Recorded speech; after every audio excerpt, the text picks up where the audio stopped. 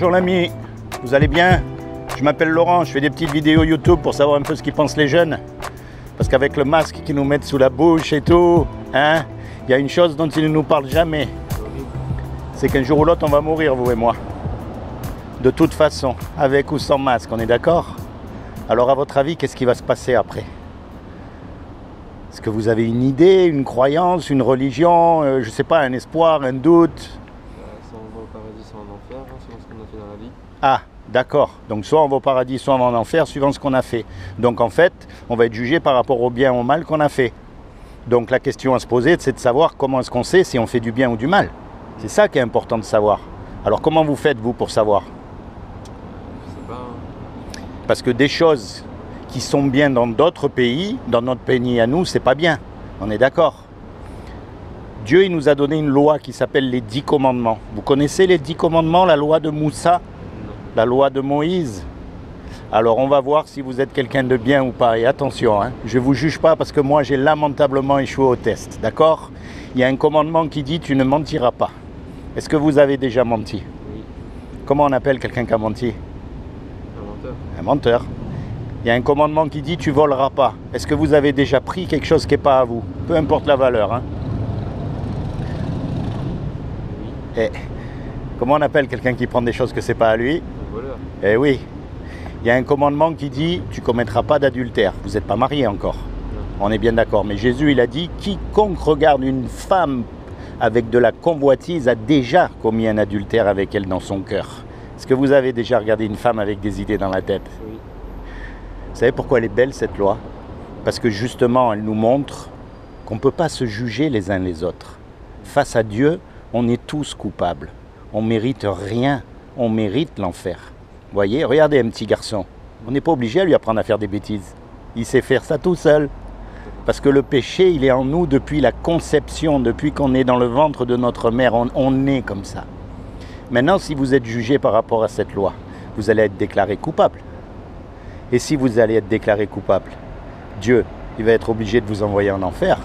Et ça, reconnaissez que ça chatouille un peu quand même. Hein? Ouais, On préfère parler d'autres choses, on préfère éviter, on préfère ne pas y croire parce que ça nous arrange. Mais le mot enfer, il existe. Et l'enfer existe aussi. Et c'est ce qu'on mérite. Ça, c'est la mauvaise nouvelle. Maintenant, je vais quand même vous dire qu'il y a une bonne nouvelle. C'est que c'est Dieu qui nous a fait, on est d'accord? Il a tout fait. Les papillons, le soleil, les hommes, c'est un Dieu créateur, on est d'accord? Et un créateur, en général, ça aime ce que ça crée. Un musicien, il aime sa musique. Une cuisinière, elle aime les petits couscous qu'elle fait et qu'elle vous sert avec fierté, on est d'accord? Oui, bien sûr. Eh bien Dieu, c'est pareil, comme il nous a fait, il nous aime. Et il ne veut pas nous punir. Il ne veut pas qu'on finisse l'éternité en enfer. Donc il a fait quelque chose pour que vous et moi, malgré qu'on soit coupables, on puisse éviter d'aller en enfer. Est-ce que vous savez ce qu'il a fait? Non. Alors je vais vous dire, comme il a trouvé aucun homme de parfait sur la terre, aucun, ni même le religieux des religieux, hein, il ne pourra pas dire qu'il n'a pas menti ou qu'il n'a pas regardé une femme du coin de l'œil avec des idées dans la tête, on est d'accord? Eh bien comme il a trouvé personne, il est venu lui-même sur terre et il s'est habillé avec un corps. Il a pris une forme humaine qui est Jésus. Et il a dit, quiconque croit que Jésus est le Fils de Dieu et qu'il est ressuscité des morts, il aura la vie éternelle à mes côtés. Mais quand je dis Fils de Dieu, c'est pas comme nous, on a des fils. Vous savez comment on appelle les Arabes? Non. Les fils du désert. Le désert, il ne peut pas avoir de fils. C'est parce que c'est une image. Quand on voit un Arabe, on pense au désert. Vous voyez? C'est comme une expression magnifique arabe qui dit Bent el Shafha. Les paroles qui sortent de la bouche, ils appellent ça les filles de la bouche. Mais la bouche, elle ne peut pas avoir de filles. Vous voyez, c'est une image. Ça veut dire que quand vous voyez Jésus, en fait, vous voyez Dieu que vous ne pouvez pas voir, parce que c'est un esprit. Et donc, il a dit, quiconque croit que Jésus est le Fils de Dieu et qu'il est ressuscité des morts, il aura la vie éternelle à mes côtés. Mais ça ne suffit pas, ça. Parce que les démons, ils existent. Et ils croient aussi. Et ils tremblent, il y a écrit. La clé là-dedans, mon ami, c'est un mot qu'on appelle la repentance. Et repentance, ça veut dire quoi? Bien sûr, il faut arrêter de mentir, il faut arrêter de voler, il faut arrêter de regarder la femme du voisin. Mais ça, on le sait, parce que la conscience, elle nous le dit à chaque fois qu'on le fait, on est d'accord? L'essence même de la repentance, ça veut dire de se tourner vers Dieu. Pas forcément d'aller dans une église. Si vous y allez, tant mieux, mais c'est pas ça le but. C'est quand vous êtes tout seul, vous commencez à lui parler, à lui dire ce que vous avez dans votre cœur. Parce que vous êtes unique. Il n'y en a pas deux comme vous. Et ça, depuis que tous les hommes ils existent, il n'y en a jamais eu deux pareils. Et ça montre quoi? Vous avez remarqué la religion? Tout le monde fait pareil, tout le monde dit pareil, et si vous n'êtes pas d'accord avec eux, ils vous chassent. Mais Dieu, il vous a fait unique, ce qui veut dire qu'il veut une relation unique avec vous. Parce que vous avez subi des injustices que moi, je n'ai pas subies. Vous êtes passé dans des galères que moi, je ne suis pas passé. Vous avez eu des joies aussi que je n'ai pas eues, et vice-versa.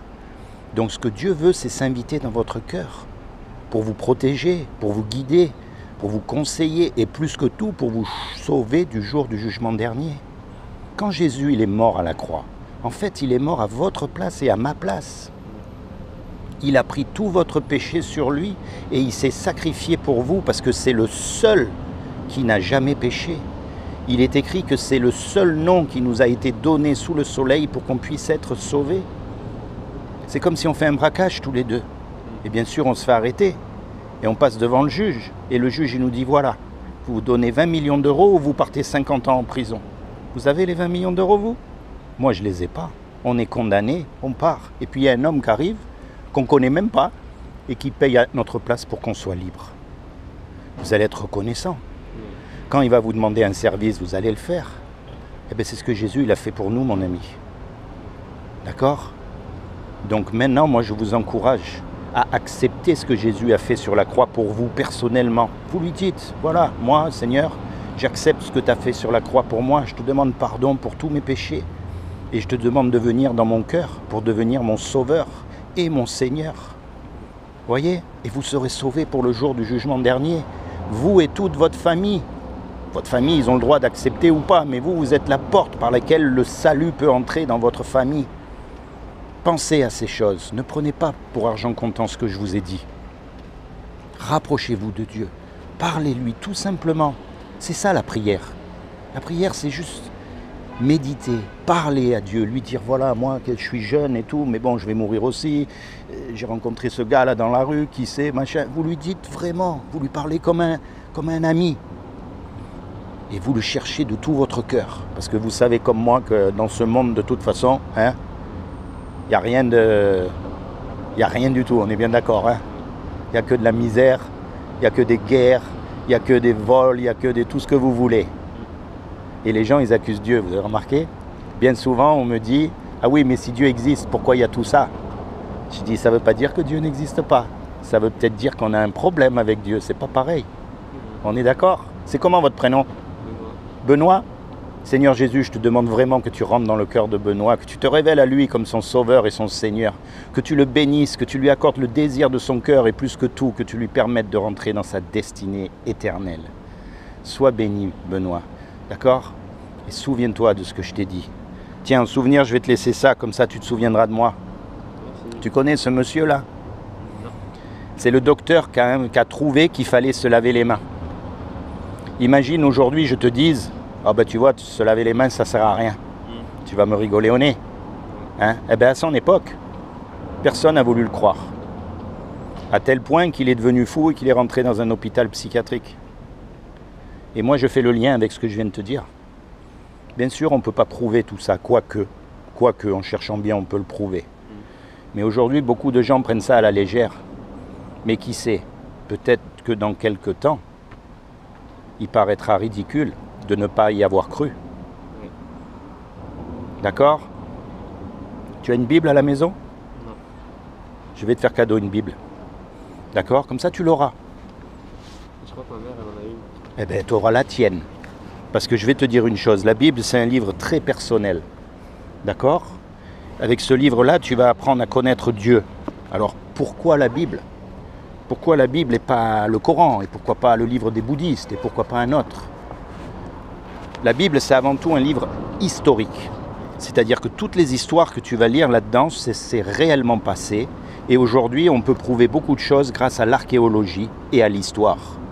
Et en plus de ça, il y a à l'intérieur ce qu'on appelle les prophéties accomplies.